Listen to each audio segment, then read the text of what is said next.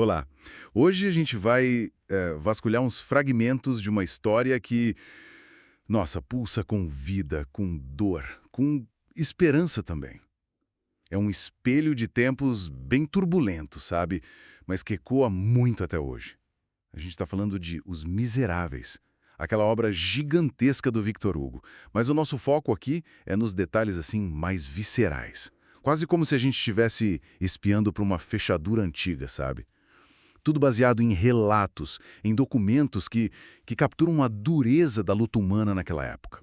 Então se preparem porque a gente vai fundo nisso. Exato. E eu acho que a força dessa obra, o que faz ela durar tanto tempo, né, é justamente essa capacidade de mostrar pra gente, sem filtro nenhum, os extremos da condição humana, assim, a miséria mais profunda e, ao mesmo tempo, a redenção mais inesperada. E o Hugo, ele se apoiou muito em observações muito agudas da sociedade da época. É isso que deixa essas cenas tão poderosas, eu acho. Certo. Então vamos começar por um cenário que, olha, chega a gelar a alma. Isso é tirado direto de descrições da época mesmo, sobre a pobreza lá em Paris. Imaginem só, uma família num quarto escuro, sabe? A miséria é tanta que a sobrevivência deles depende de um teatro macabro. O pai ele está esperando a visita de um filantropo, um benfeitor. E aí ele comanda a cena toda. Ele manda a filha adolescente quebrar uma vidraça, com o próprio punho. Para quê? Para o sangue, para o frio, justificarem o pedido de ajuda. Enquanto isso, a mãe está na cama fingindo uma doença gravíssima. É um desespero totalmente encenado. É. E o que essas narrativas da época, esses documentos sugerem, né, é que essa encenação toda não era só desonestidade pura e simples, era uma tática desesperada. Era um mundo muito indiferente, né? Então, o pai ainda ensina a filha a chorar mais alto, sabe? Para parecer mais sofrida, mais quebrada. E, ao mesmo tempo, ele fica ali amaldiçoando a falsidade dos ricos. A gente vê a moralidade sendo, tipo, dobrada, quase quebrada mesmo, pela necessidade mais absoluta. E atenção, né? Dá para sentir quando os passos do benfeitor se aproximam. E o mais interessante, tudo isso é observado em segredo por um jovem, o Marius, que fica ali mal conseguindo respirar diante daquela farsa tão dolorosa. Nossa, é impressionante essa frieza no cálculo, né? É quase um roteiro para sobreviver. E o pai ainda aumenta a história. Fala que a cadeira quebrou sozinha, que a filha se machucou numa máquina que nem existia. Tudo para tentar comover mais, para conseguir mais dinheiro. É, caramba. Mas essa luta individual, essa luta pela sobrevivência, ela contrasta muito, né? Com outro tipo de conflito que as fontes também detalham de forma bem viva. Sim, sim. Aí a gente dá um salto, né?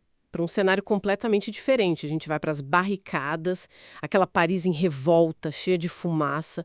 Aqui o desespero individual meio que dá lugar para o fervor coletivo, né? Um idealismo perigoso também. O ar tem cheiro de pólvora, a tensão é outra, é diferente. A gente vê o Enjorras, aquele líder jovem, com um olhar sério, austero, dando bronca num companheiro que estava bêbado, sabe, por desrespeitar a causa que eles consideravam sagrada.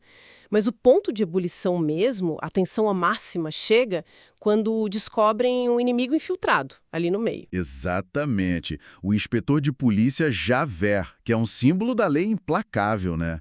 Ele é descoberto ali no meio dos revolucionários. E ele não nega. Sem hesitar, ele confirma quem ele é, com um orgulho que chega a ser desafiador. Aí o Enzo Reis, ele assume ali o papel de juiz naquele caos todo e sentencia o Javert à morte. Mas não na hora. Ele faz questão de dizer, nós não somos assassinos, somos justiceiros. É forte isso. E a calma do Javert, enquanto está sendo amarrado, esperando a execução, é quase sobrenatural, chega a arrepiar. E se a gente conecta esses dois momentos, né, essas duas cenas, a gente tem um panorama fascinante das diferentes faces da luta humana naquela Paris que o Hugo descreveu tão bem. Primeiro, tem essa batalha diária, às vezes sórdida mesmo, pela comida, pelo abrigo, que vai corroendo a ética, né, como a gente vê na família do Thénardier. E depois tem a luta idealista, a galera disposta ao sacrifício, até à violência, mas em nome de um futuro diferente, como lá nas barricadas. E o fio que liga esses dois mundos, curiosamente, é o Marius, né? Aquele mesmo jovem que testemunhou a farsa da pobreza, agora está buscando o quê? Talvez a morte, talvez um sentido para a vida ali no meio do fogo cruzado da Revolução. Então, o que esses fragmentos todos baseados nessas fontes, nesses documentos tão vivos, o que eles mostram pra gente? Revelam como o Victor Hugo conseguiu tecer uma narrativa muito complexa sobre a injustiça que esmaga as pessoas, né? Sobre o desespero que pode deformar o caráter, mas também sobre aquela faísca de idealismo. E sobre as escolhas terríveis que acabam definindo quem a gente é nesses momentos limite. Não tem resposta fácil ali, né? De jeito nenhum, exatamente. Essas cenas, que a gente sabe que ecoam a relatos sociais, policiais da época, elas demonstram a genialidade do Hugo ao explorar essa linha que é tão tênue, né? Entre ser vítima e ser agressor, entre o que é certo e o que é errado, principalmente quando as circunstâncias são, assim, extremas. E isso, claro, deixa a gente com uma pergunta fundamental, uma pergunta que atravessa o tempo, não é verdade? É? Até que ponto será que a pressão esmagadora das circunstâncias pode levar a gente a fazer coisas que, sei lá, em tempos normais a gente consideraria impensáveis? Fica aí a reflexão, né? Bom, esperamos que essa nossa análise tenha despertado ainda mais o interesse por essa obra que é... Incontornável, essencial. Olha, para mais conteúdo como este, inscreva-se aqui no nosso canal Mini Podcast Português. Curta também e comente. A gente adoraria saber o que mais chamou a sua atenção nessa história toda. Ah, e não deixe de conferir nossas outras análises também. Tem muita coisa boa por aqui. Até a próxima!